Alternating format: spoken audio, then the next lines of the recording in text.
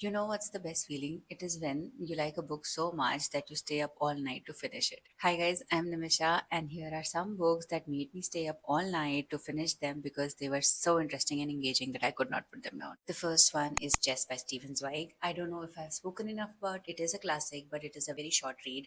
And the great thing about this book is that I was not really invested in the protagonist so much so as the side character who mysteriously comes and brings out an element of surprise which actually flips the entire story. It is very sharply written, it is very crisp, and the way the author has covered the various theme in just a 100-pager book is so mind-blowing that you cannot deny the genius of the author. The next book is My Husband. Now, this was a very funny read for me.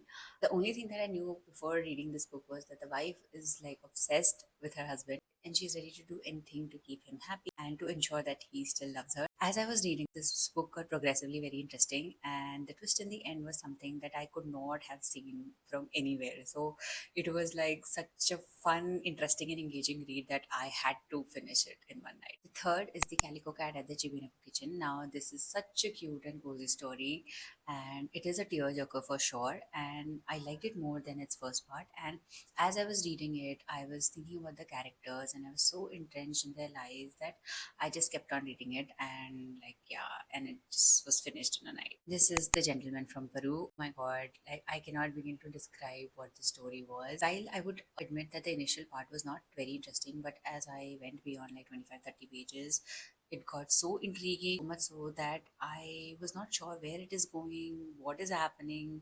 And I think this confusion, this sense of mystery, and the discovery is what made me keep reading this book. But as it got closer to the ending, it like continuously blew my mind to the point where at the end I was staring at the wall as to what did I read. So yeah, do you have any books that you actually stayed up all night to finish it?